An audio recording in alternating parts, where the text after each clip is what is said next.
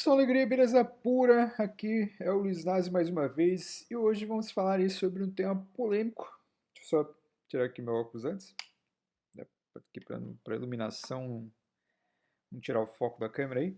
Mas vamos falar aí sobre um tema polêmico, vamos falar aí sobre independência do Brasil. Será que houve realmente uma independência? Será que a independência do Brasil é realmente tudo aquilo que a gente sempre acreditou ser? Então vamos lá. Vamos ver. Lembrando que, né, dois temas aí que estão ligados em um ao outro, né, que é a vinda da família real ao Brasil e o processo de independência aí do nosso tão querido, amado e às vezes odiado país, né? Então temos aí um rei, né, que é o Dom João VI. Olha que bonito, lindo, maravilhoso aqui. Isso é do período em que o Dom João VI ele veio para o Brasil, que é o que a gente já tinha falado antes, né? A vinda da família real ao Brasil, no vídeo que eu tinha falado sobre Napoleão. Lembra? A gente conversou lá sobre Napoleão e viu que Napoleão ele foi um político, ele foi uma figura ali política que se tornou imperador e ganhou muito prestígio durante o período da Revolução Francesa e depois ele acabou dando golpe, né? Ele participou da Revolução Francesa, ele terminou a Revolução Francesa e inaugurou um novo período na França. Porém, ele foi muito importante para os revolucionários aí, porque como a gente viu, ele aí acabou pegando lá aqueles valores iluministas de liberdade de expressão, propriedade privada, e criou alguns outros e acabou se espalhando pela Europa inteira, depois pelo mundo.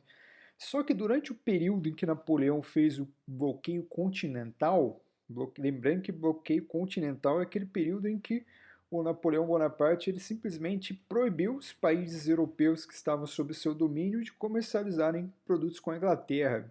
Que o Napoleão ele queria acabar com a Inglaterra, só que ele não conseguiu, né, por vias bélicas, então ele resolveu estrangular a Inglaterra economicamente. Como que você faz esse estrangulamento econômico? Você faz através desse bloqueio continental. Você proíbe os países de comercializarem com a Inglaterra com a intenção aí de asfixiar a economia. E um desses países aí que acabaram sendo proibidos de comercializar, difícil de falar aqui, com a Inglaterra é Portugal. Portugal não tinha condições suficientes para enfrentar Napoleão Bonaparte, então fez o quê? Ele acabou fazendo aí vem a ideia de que os portugueses são muito inteligentes mesmo. Por quê? Porque o Império Português ele tinha várias colônias, né? Colônia na África, colônia na América, colônias na Ásia. Então ele transferiu, Dom João VI, melhor dizendo, transferiu a sede do Império Português e levou essa sede do Império Português para o Brasil, que era a sua principal colônia. Esse processo é chamado de vinda da família real. Então ele estabeleceu um acordo com os ingleses favorecendo, escoltaram, né, a vinda da família real até o Brasil. Então é uma maneira dos portugueses fugirem de Napoleão e mesmo assim manterem a sua autonomia, né? E aqui é importante colocar que Portugal não aderiu ao bloqueio devido à parceria comercial que ele estabelecia com os ingleses. Então eram principais parceiros econômicos. O dinheiro que era produzido no Brasil através da cana-de-açúcar, grande parte dele parava na Inglaterra, porque a riqueza ia para Portugal e Portugal comprava produtos manufaturados aí da Inglaterra. Então, por tabela, o Brasil contribuiu aí para o enriquecimento da Inglaterra. Oh, que bonito. Dinheiro esse que a Inglaterra vai utilizar para fazer a Revolução Industrial, que já foi falado lá atrás. Então, em 1807, quando Napoleão decide invadir Portugal, Dom João VI determinou a transferência da família real para o Brasil. Ou seja, de burro ele não tinha nada, certo? Aqui toquei que a família real partiu em 28 de novembro de 1807 e chegou em 22 de janeiro de 1808. Se eu não me engano, aí foram 54 dias de viagem de travessia marítima, né? Então aí você tem alguns navios portugueses sendo escoltados aí por navios britânicos. Que lindo! E como fazia parte do acordo, ao chegar ao Brasil, né, o Dom João VI foi obrigado a ir assinar aí o tratado lá, né, a abertura dos portos às nações amigas, que foi um tratado comercial que estabeleceu o seguinte: ó, a Inglaterra ajudou ele a escapar de Napoleão. Ele chegou ao Brasil, ele fez esse acordo com a Inglaterra, fazia parte. Então o que acontece? Esse tratado ele estabeleceu um livre comércio entre Brasil e Portugal, entre Brasil e Inglaterra. Por que isso é importante? Porque a gente está falando de um período de colônias onde as colônias são obrigadas, são presas pelo Pacto Colonial e são obrigadas a comercializar com sua metrópole, ou seja, o Brasil ele só podia vender os seus produtos para Portugal e ele só podia comprar produtos de Portugal. A economia não era liberal, não tinha essa ideia de, o Brasil, pô, mas o Brasil ele quer vender açúcar para o mundo inteiro. Ele quer, mas ele não pode. Ele vende para Portugal, Portugal revende para o mundo inteiro e fica com grande parte do lucro. Então, esse acordo foi interessante para os brasileiros? Sim, principalmente para os grandes produtores de açúcar, porque você tem essa quebra desse pacto colonial. O Brasil ainda continua sendo uma colônia, porém, o Brasil ele tem uma liberdade de comercializar diretamente com a Inglaterra sem passar pelos portugueses. E aqui vamos lá, aqui, ó. O que inclui esse acordo, além desse meio que rompimento, entre aspas, com o pacto colonial, né? O Brasil não deixou de ser colônia, ele continuou sendo colônia, ele só teve um pouco mais de liberdade comercial. Mudanças em taxas alfandegárias, ou seja, os produtos ingleses que eram proibidos de entrar no Brasil, eles poderão entrar, só que eles entrarão aí com um imposto de 15% sobre o valor desses produtos. Não, isso tem até hoje, né? O produto, quando ele é de fora, ele costuma ser mais caro porque existe uma taxa aí de imposto, existe um imposto sobre esses produtos importados, IPI, olha que bonito, né? Então, os produtos ingleses aí acabaram aí recebendo aí uma taxação de 15% e os demais produtos aí ficaram na casa dos 24%. É, a ideia de Portugal é passar uma. Deu, como posso dizer aqui? Tá difícil hoje. A intenção dos portugueses é passar a ideia de que estavam abrindo o Brasil para o comércio externo, ou seja, qualquer país que quisesse comercializar. Só que a partir do momento que você coloca um imposto mais baixo sobre os produtos ingleses, você está favorecendo a entrada de quais produtos no Brasil? Dos ingleses. Os ingleses ficaram felizes com isso?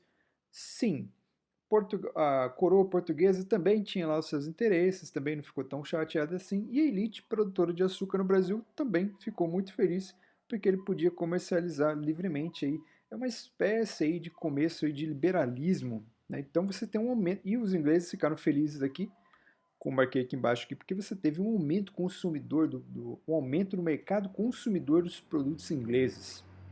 Ou seja, eles estavam vendendo aí mais. E a Inglaterra também ela passou a ter autonomia sobre o litoral brasileiro, né? Então os ingleses poderiam colocar aí seus barquinhos rondando o litoral brasileiro.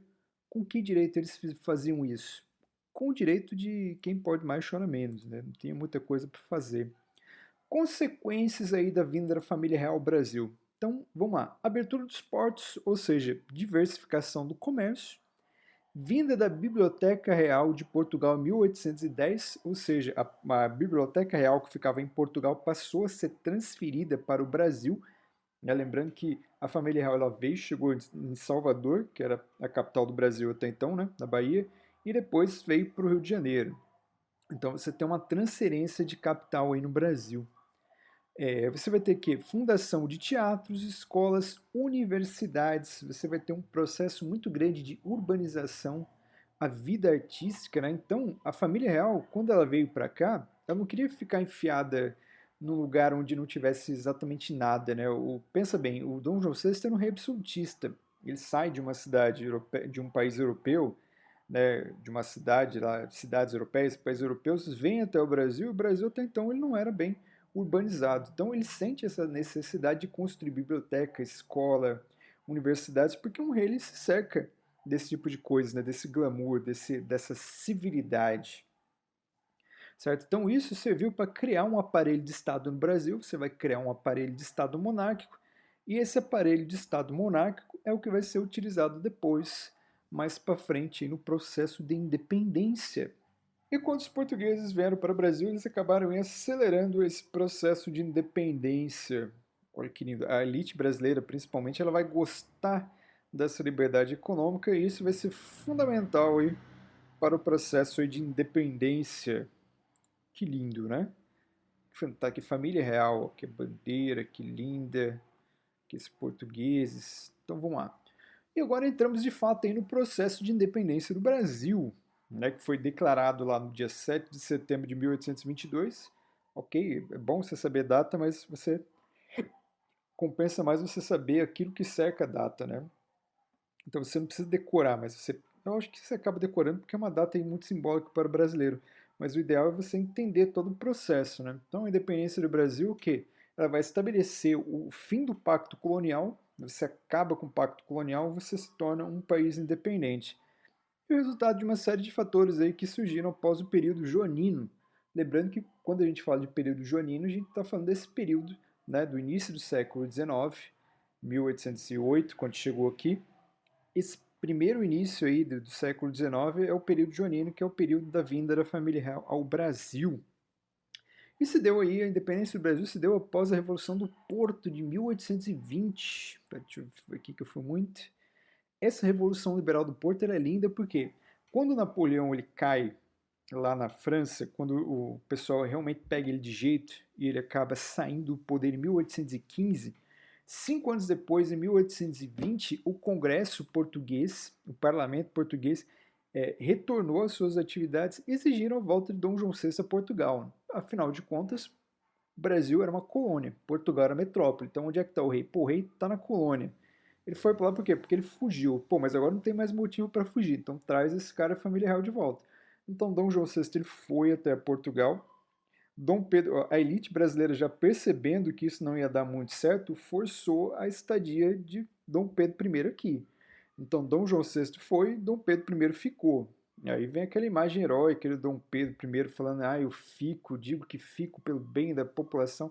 Isso aí é tudo balela, né? Ele ficou por causa de interesses ali que estavam acima dele, certo? Só que os portugueses lá dessa Revolução Liberal, ó, exigiram a elaboração de uma constituição diminuindo os poderes reais.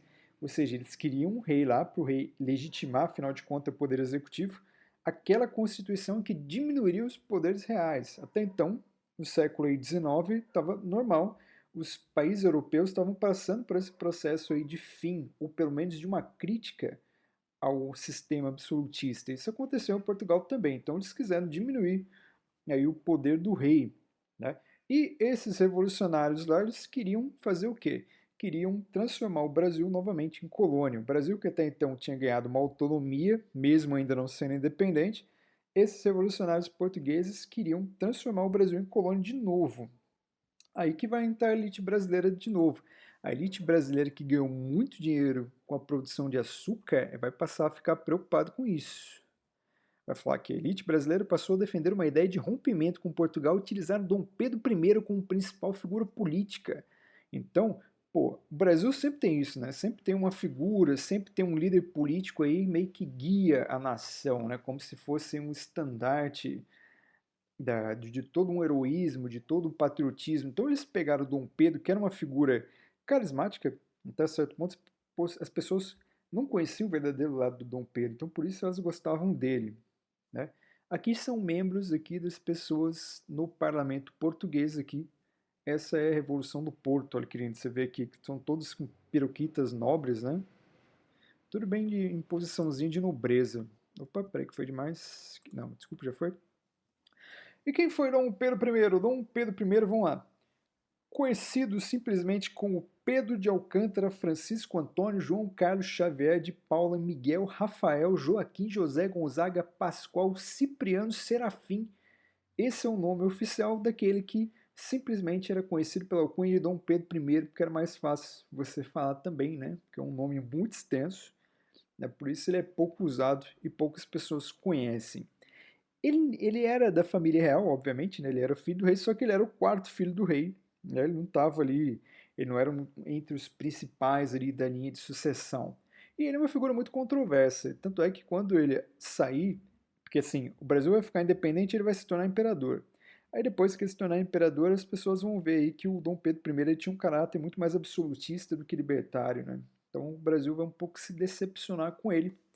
Mas Dom Pedro I, longe de ser um herói, não é tão assim, um herói da pátria, mas ele agiu na independência do Brasil atendendo seus próprios interesses, uma vez que ele sabia que se tornaria imperador do Brasil. Ele poderia voltar para Portugal, ele ia ser qualquer pessoa, um príncipe, nada mais que isso, ou ele poderia permanecer no Brasil e se tornar um imperador. Então, isso trabalhou com a cobiça de Dom Pedro I, né? Então ele aceitou liderar entre aspas, né? Porque a gente sabe que a figura fundamental do processo de independência do Brasil e do estabelecimento da primeira monarquia ali é o José Bonifácio. José Bonifácio é um mentor intelectual, é o cara meio que a gente pode colocá-lo como a mente por trás daquele plano.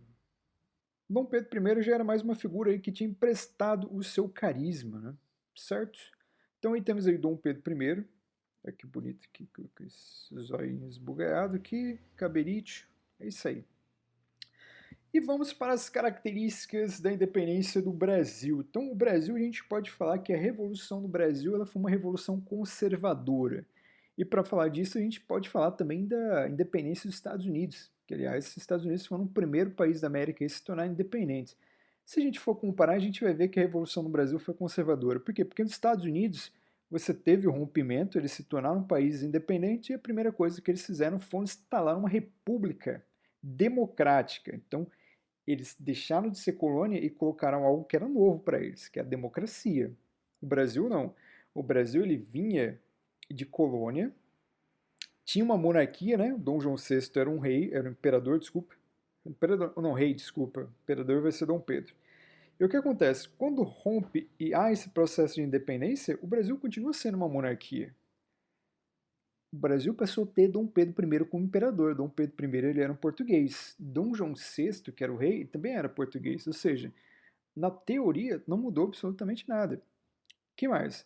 O regime continuou sendo monárquico. A elite açucareira, que ganhava mais dinheiro nesse processo todo, continuou sendo a que mais ganha dinheiro nesse processo todo. O Brasil continuou exportando o setor agropecuário, né, açúcar, continuou utilizando mão de obra escrava. O trabalhador, classe média, que era lascado, continuou lascado. O senhor de engenho, que era rico, continuou rico.